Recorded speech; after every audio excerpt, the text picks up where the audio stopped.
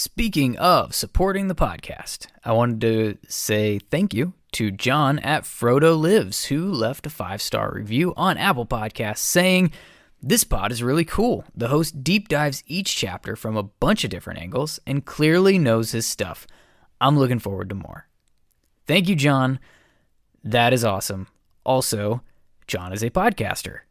Frodo Lives is a podcast, and you should go listen to it if you are into the Lord of the Rings series. Now, Lumos. our wands are lit, and it's time to illuminate Dobby, the house elf. This little dude is incredibly annoying in this chapter. His motivations are super unclear. The logic in his plan is completely non-existent. His voice just seems annoying reading it on the page, and then if you watch the second movie, it's confirmed. Annoying voice. His speech patterns are infuriating to read, and his frantic need to beat himself in the head every time he starts to say the exact shit that he came here to say would be the type of thing that you expect in a book written for children. That is, if it wasn't rooted in slavery and oppression, of course. You know, kid stuff. Now, this is not going to just be a dump session about Dobby, right? Maybe. Just kidding. It's not. I bring this up because it's really interesting where we're starting with this character. And the arc that he has throughout this series is epic with a capital E, which I'm pretty sure is a phrase that nobody's ever said and actually been cool, but damn it, we're making it happen right now. This guy's like rock bottom as a starting point. Hell, you don't even know if he's good or bad at this point, and it doesn't get much better until the very end of this book. But here's a quick little highlight reel. This stuff is off the top of my head. I've not scoured the books yet. We're literally in book 2 of a reread here. But Dobby's ascension from this introduction that we get here in chapter 2 to becoming probably the cause of Kleenex staying in business for the second half of 2007 is pretty impressive. He shows back up in this book several times, trying to stop Harry from getting on the train, attacking him with a bludger during Quidditch, and he helps move the plot forward in the hospital, for sure. But then by the end of the book, Harry frees Dobby by tricking Lucius Malfoy into giving him a sock, and then Dobby protects Harry from the potential retaliation. As I mentioned earlier, he certainly did not try to murder him right outside the door of Dumbledore's office. But Dobby still protected Harry. I don't think he's in Prisoner of Azkaban. I could be wrong about that. If he is, I literally have no recollection of it. So if I'm wrong, please tell me how dumb I am. He comes back in the fold in Goblet of Fire, however, helping Winky not drink herself to death and giving Harry the Gilly Weed for the second task in the Triwizard Tournament. In Order of the Phoenix, he shows Harry the room of requirement, or as the house elves like to call it, the come and go room, so that Harry can use it to teach the Dumbledore's Army Defense Against the Dark Arts classes in secret when Umbridge takes over the school. I don't remember him in Half-Blood Prince. Maybe he comes around during Christmas or something. I know he definitely comes around for Christmas in one of these books, but I'm thinking it's in book 4 specifically that he gives Harry the 2 socks. What do they have on them? One has snitches and the other has something else. Is it like little Gryffindor lions or something? Somebody tell me what I'm forgetting. But I'm pretty sure that's book 4. I don't remember what he does in book 6. But then, of course, in 7, Deathly Hallows, he's a literal hero, saving them when they're prisoners in Malfoy Manor and getting them to safety at Shell Cottage before heroically dying and sending everyone reading into a complete emotional meltdown. And in 2022, perhaps his crowning achievement, he became the namesake for one of the Patreon tiers on the Belated Binge podcast. That's in the canon. All of these things are clearly of equal value to the story, but beyond just being present and doing stuff to help the plot move forward, Dobby became a bit of a symbol, I think. A symbol of just unwavering loyalty to somebody that you care about, of almost naive innocence, and that even a tiny little background character can have a monumental impact on not just how a book turns out, but I truly believe that this little house elf had a substantial impact on a generation of book readers. Readers who may have otherwise not had a literary example of an unjust system unfairly treating a minority species, and perhaps not had one they connected with so personally through the story that his character's death is still likely one of the hardest pages to read in this entire series. Without Dobby, does this fandom hold the same values for inclusion, for acceptance, for equality and empathy? Do they collectively demand that the author of this series be held accountable for the hurtful stance she's taken? Is it possible that we could credit Dobby the house elf for the most diverse and accepting fandom we've possibly ever seen? At the very least, there are definitely a few less dicks in the world. And who, reading Chamber of Secrets for the first time, would have ever imagined that would be the impact of this annoying elf? Pour one out for Dobby, the house elf. Let's do some Divination. Previously known as the Foreshadow segment, it's time to highlight 4 moments in the chapter that foreshadow something to come in the future. Number 1. When Harry asks Dobby who's behind the plan to make bad things happen at Hogwarts this year, he asks if it's Voldemort, and Dobby says no, but in a way that leaves Harry kind of fishing. He even asked if he has a brother.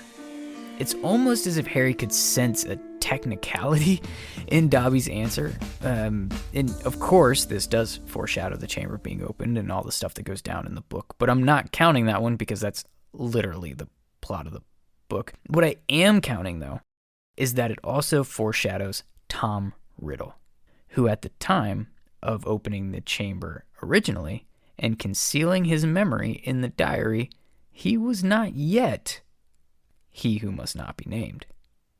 Number 2, and this is pretty much a twofer, so we'll split it somewhere here, 2 and 3.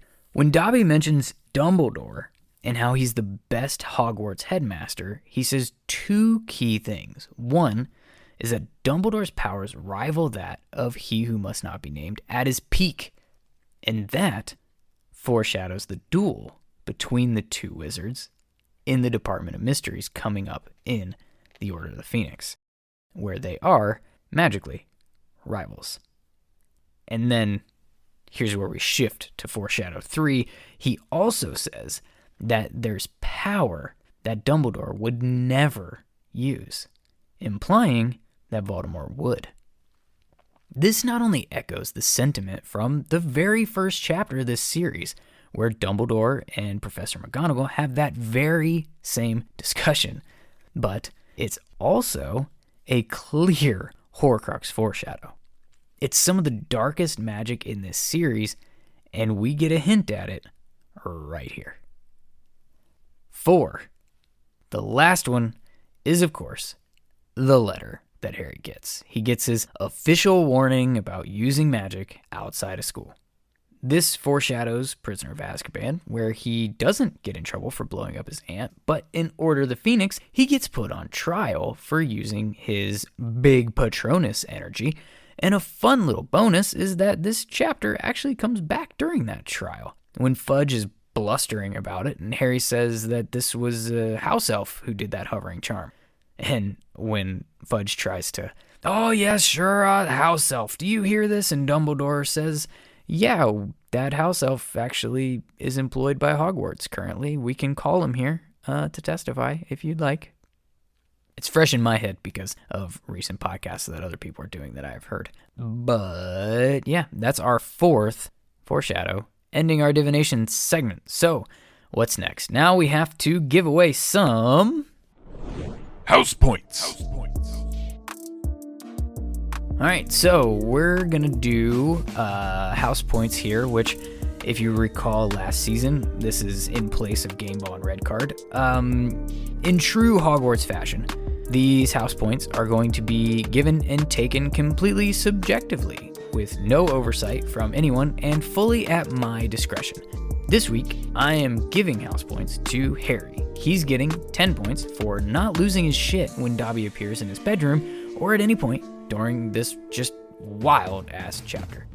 I'm also giving 5 points to Dobby for at least warning Harry that shit's about to go down. If his methods weren't so ridiculous and annoying, he would actually get more here. But I'm taking house points away from Harry. I'm taking the 10 points for his inability to do anything rational during this chapter. Tell Dobby what he wants to hear and send him on his way, kid. Don't chase him around and give him the opportunity to get you in trouble.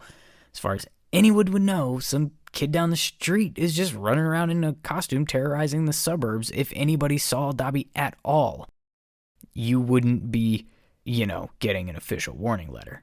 So Harry's breaking even in this particular chapter. Dobby is also losing points, 25 to be exact, for being very annoying, having a bonkers plan, and getting Harry in trouble with the Ministry of Magic, and giving up Harry's cover that he's not allowed to do magic outside of school. That was literally the one piece of leverage that he had with the Dursleys. Dobby, you suck. You don't continue to suck, but right now, you suck. R.I.P. little elf. Too soon? All right. More house points. I'm taking 25 points away from Vernon Dursley for locking Harry away like a prisoner with bars on his windows and a cat flap. And I'm taking away 15 points from Petunia Dursley for going along with it.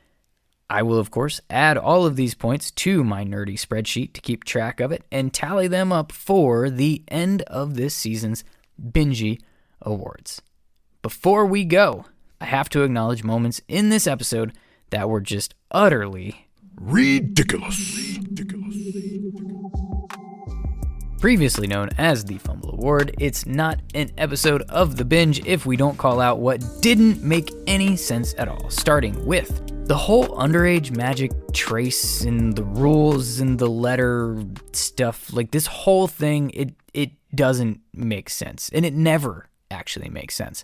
I know they try to explain it later, how it works and how it only detects magic done near an underage wizard, but not who actually performed the magic, but it never really aligns. Presumably, Dobby isn't walking from Malfoy Manor to Privet Drive, but the apparition doesn't register, and whatever means he's using to intercept the owls, I'm assuming he's not just sitting on Harry's window every single night and just physically catching the owls and taking the letters away. He's probably using some kind of magic, and he's got to be somewhat nearby to catch the owls with it, right? Like, unless house elves have some sort of magic where they can reroute those owls in the air, and instead of flying to Privet Drive, they're flying to Malfoy Manor and just delivering the letters directly to a house elf? There's no way that that's the scenario, right? But, of course, this is the ridiculous segment. None of this makes any sense. But of course, this hover charm that he does in the kitchen is flagged and blamed on Harry. But then, in Order of the Phoenix, when Tonks does magic in Harry's bedroom, right next to him, right after he's been suspended and given a formal hearing for magic he did nowhere near the house, and in that chapter, the apparition of Dung doesn't register. He when he apparates in Book 6 with Dumbledore, nothing. Presumably, Dumbledore didn't tell the new minister that he was going to go pick up Harry. And all the magic that Arthur Weasley had to do in Goblet of Fire with the whole flu network and the fake fireplace and the tongue toffee and all of that shit, like, none of that got flagged for I guess what I'm saying is the inconsistency and the logistics of this whole underage magic trace bullshit just doesn't compute in my muggle brain at all. Don't get me wrong. I understand the concept, but the how and when it applies or is actually enforced, not so much. With that, we've reached the end of this episode of The Binge. As always, shout out to producer Jack, who I work like a dog. Remember to follow and subscribe to the show on whatever podcast player you're using currently, and if it supports a rating and review option, please leave one. And if you're so inclined, check out the additional benefits available on patreon.com/belatedbinge. Link in the show notes for that. If you're reading along, next episode, we'll be covering Chapter 3 of Harry Potter and the Chamber of Secrets, The Burrow. Until then, I'll see you next time on the Belated Binge podcast.